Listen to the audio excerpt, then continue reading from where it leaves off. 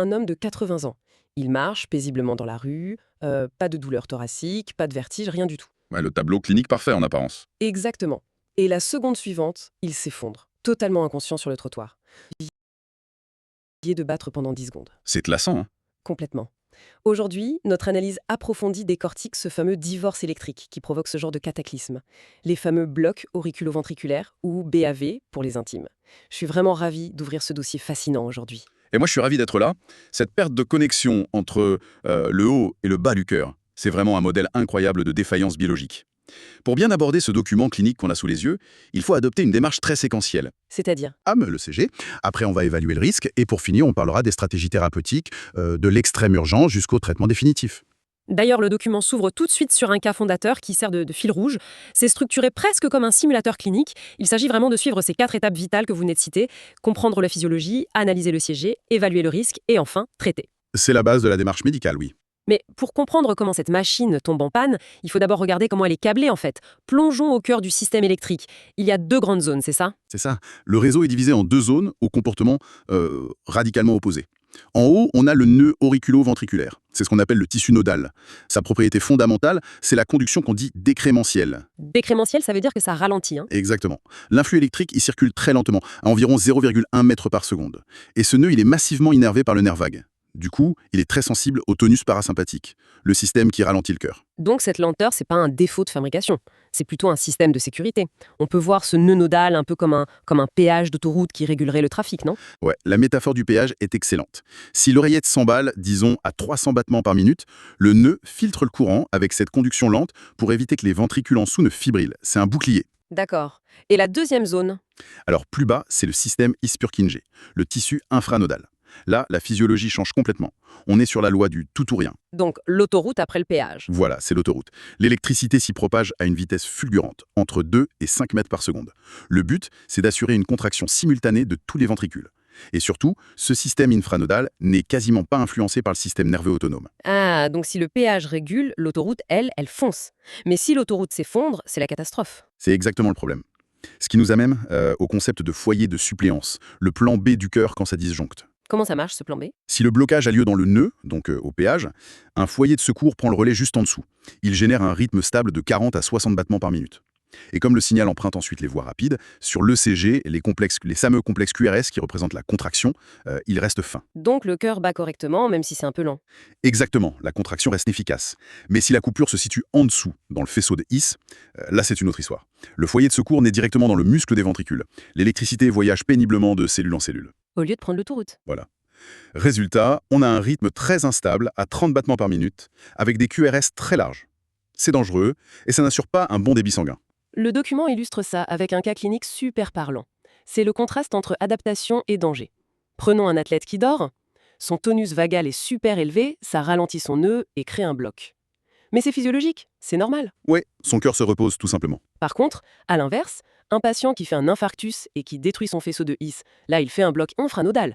Et là, sa vie est clairement menacée, c'est pathologique. Tout à fait. Et tout l'enjeu pour le médecin, c'est de faire le diagnostic topographique. Où est le bloc? Sur un ECG de surface, pour un bloc nodal, les QRS sont fins, en dessous de 0,16 secondes.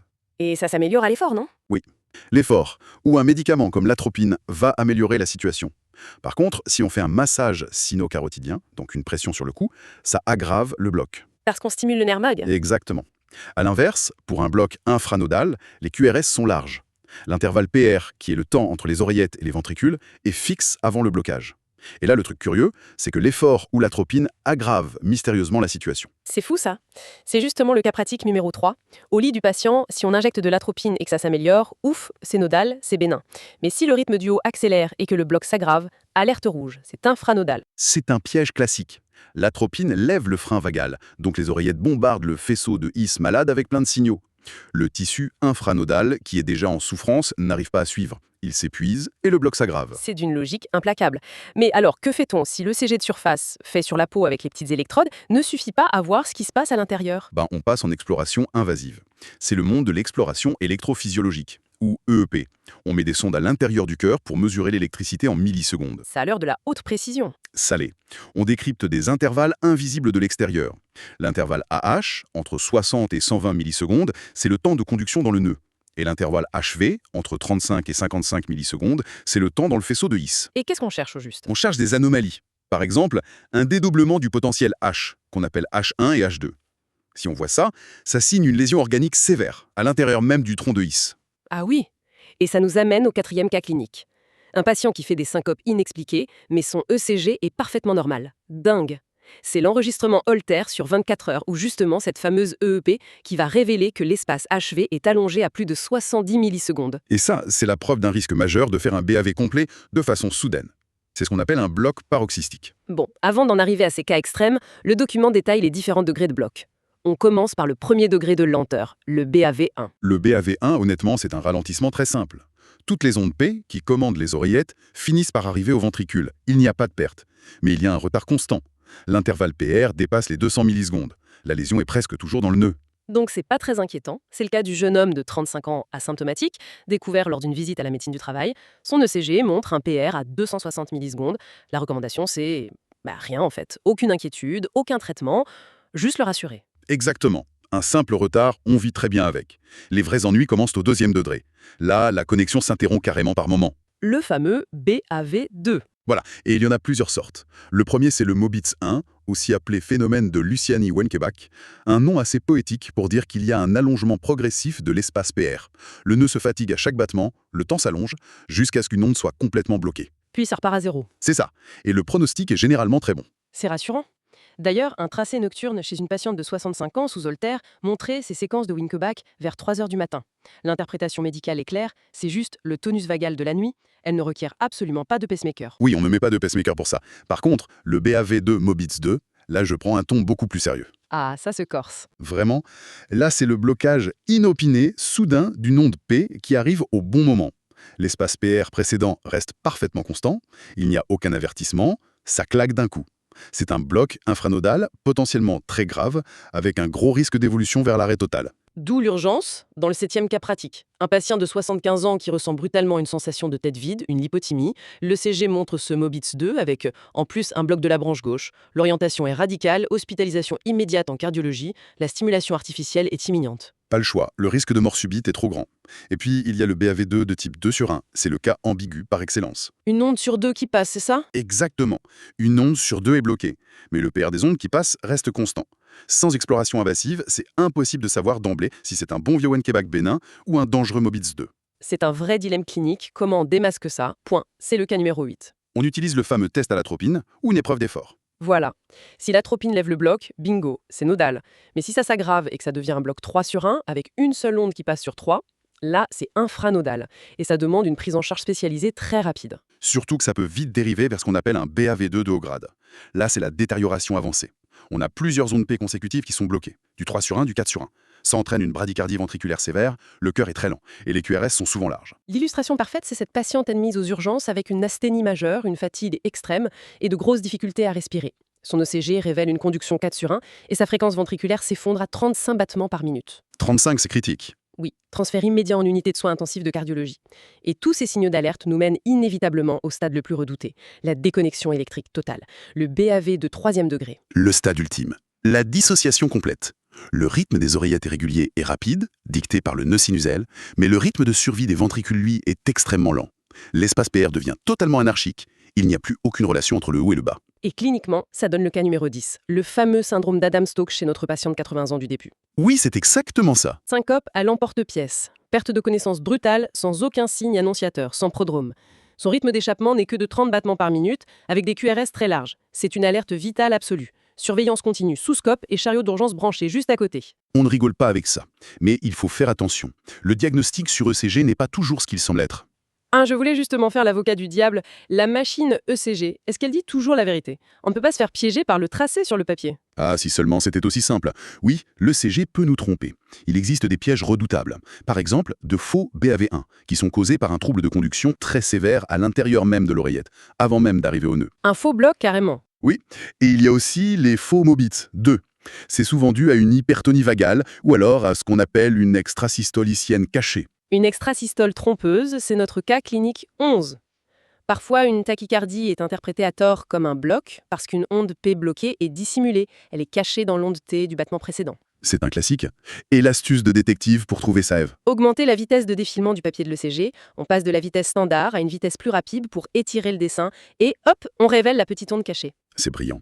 Une fois ce diagnostic bien confirmé, il faut évaluer les conséquences réelles pour le patient et chercher la cause de cette panne de courant. Justement, quelles sont les manifestations cliniques principales? Il y a 3 grands impacts. Le premier, le plus aigu, c'est sur le cerveau. Les fameux accidents d'Adams-Stokes. C'est une ischémie cérébrale causée par un cœur qui s'arrête plus de 10 secondes. C'est une urgence absolue. Logique. Sans sang, le cerveau s'éteint. Ensuite, il y a l'impact sur la pompe cardiaque elle-même. Ça donne de l'insuffisance cardiaque, parce qu'on perd le synchronisme entre oreillette et ventricule, et le débit sanguin s'effondre. Et enfin, le troisième impact, c'est sur le cerveau à long terme. Les troubles cognitifs chez le sujet âgé, liés à un faible débit sanguin de façon chronique. D'ailleurs, le 12e cas du document m'a bluffé. La fausse démence. Ah oui, cette histoire est fascinante. Un patient très âgé, grabataire, admis en gériatrie avec une détérioration cognitive dite sévère. Mais un examen Holter révèle un BAV de haut grade, et après l'implantation d'un pacemaker, c'est la résurrection. Une restauration spectaculaire de ses fonctions intellectuelles. C'était juste un manque de carburant dans le cerveau, pas Alzheimer. C'est magique de voir ça en clinique, hein. Heureusement que c'est réversible. Mais pour traiter, il faut catégoriser les coupables, les étiologies. On a d'abord les causes iatrogènes, donc provoquées par les médicaments. Comme quoi? Les bêta-bloquants, les digitaliques ou certains anticalciques bradicardisants comme le diltiazem ou le verapamil. Ensuite, on a les causes ischémiques. Les crises cardiaques. Un infarctus inférieur touche souvent le tissu nodal et a tendance à régresser, mais un infarctus antérieur touche le tissu infranodal. Là, ça fait une nécrose sévère et le risque d'asystole d'arrêt total est immense. Il y a aussi les infections, non? Tout à fait. La maladie de Lyme, transmise par une tique ou une endocardite, peuvent toucher le tissu de conduction. Et enfin, les causes dégénératives. La maladie de Lenègre ou de Love, très fréquente chez les plus de 65 ans. Le squelette du cœur se calcifie et se fibrose. Ça coupe les fils avec le temps. C'est fou, mais parfois, la cause est totalement réversible. Regardez cet homme de 55 ans, le cas numéro 13. Il est traité pour hypertension et fait un BAV3. Le traitement de première intention, ce n'est pas de l'opérer pour un pacemaker, non? Surtout pas. C'est juste un lavage corporel et l'arrêt immédiat de ses médicaments pour la tension qui ralentissaient son cœur, et bim, le trouble régresse complètement en 48 heures. C'est le triomphe de l'analyse clinique sur le bistouri. Mais bon, parfois la cause n'est pas réversible et le patient s'effondre sous nos yeux. Là, il faut connaître l'arsenal thérapeutique de l'extrême urgence pour relancer la machine. On sort les médicaments de choc, quelles sont les posologies exactes recommandées? L'arme numéro 1, c'est l'atropine par voie intraveineuse, redoutablement efficace sur les blocs nodaux. On l'injecte à une dose de 0,5 à 1 mg en bolus, et on peut répéter ça jusqu'à un maximum de 3 mg. D'accord. Et si ça ne marche pas? On passe à l'isoprénaline, qu'on appelle aussi Isuprel. Là, c'est en perfusion continue, entre 0,5 et 5 microgrammes par minute. Le but, c'est de forcer chimiquement le foyer d'échappement du ventricule à accélérer, le temps de poser une sonde. Parce que la chimie ne suffit pas toujours. Non, parfois il faut de l'électricité. C'est l'entraînement électrosystolique, ou ES. En extrême urgence, on colle des patchs externes directement sur le torse du patient. Ça fait mal, mais ça sauve la vie.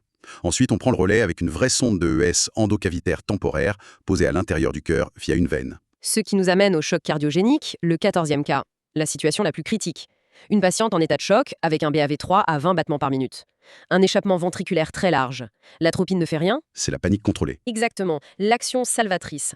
On lance l'isoprénaline à la seringue électrique, on colle immédiatement les patchs de stimulation sur le thorax et on appelle du renfort pour poser la voie veineuse centrale et la fameuse sonde d'EDS. C'est du sauvetage de haut vol. Et une fois l'orage passé, si le bloc ne régresse pas, on passe à la phase finale, le pacemaker définitif. Comment on choisit qui a droit à un stimulateur définitif? Il y a des règles très strictes. L'indication de classe 1, la plus forte, c'est quand on a un BAV permanent qui provoque des symptômes. Ensuite, l'arbre décisionnel aboutit à 2 grands choix de boîtier. Le premier, c'est le mode DDD. DDD, ça veut dire quoi en gros? Ça veut dire qu'il stimule et écoute les 2 chambres cardiaques, l'oreillette et le ventricule. C'est le mode privilégié car il préserve la belle synchronisation naturelle entre le haut et le bas. Et le deuxième choix? C'est le mode VVI. Là, on stimule un seul ventricule. On ne choisit ça que s'il y a une arythmie permanente de l'oreillette, comme une fibrillation atriale. L'oreillette bat de façon chaotique, donc ça ne sert à rien de s'y synchroniser. On se concentre juste sur le ventricule pour éviter l'arrêt cardiaque. Ce qui clôture parfaitement notre analyse avec le tout dernier cas pratique. Le parcours final. Un BAV3 infranodal survenu après un infarctus. Au 7e jour, le bloc est toujours là, irréversible. La décision collégiale tombe. Implantation d'un pacemaker en mode DDD sous anesthésie locale. Et le résultat est généralement excellent. Ah oui, récupération d'une qualité de vie totalement normale. Le tout soutenu par une télécardiologie pour suivre la machine à distance, depuis la maison, c'est rassurant. C'est une belle conclusion. On a fait un sacré voyage intellectuel aujourd'hui. On est parti d'une fraction de seconde de retard dans des cellules microscopiques pour en arriver à l'effondrement clinique total sur le trottoir, pour finalement aboutir à la renaissance technologique grâce au pacemaker. C'est un résumé parfait. Mais ça me pousse à une réflexion un peu provocatrice, pour terminer. Allez-y. On voit le progrès actuel de la science. Aujourd'hui, on implante du titane. Mais les chercheurs développent en ce moment même des bio-pacemakers, des cellules souches biologiques capables de recréer l'électricité naturelle du cœur sans aucun matériel ambiant. Et en parallèle, l'intelligence artificielle commence à analyser des ECG de surface pour prédire ces blocs des mois avant même qu'ils n'apparaissent. C'est vertigineux? N'est-ce pas?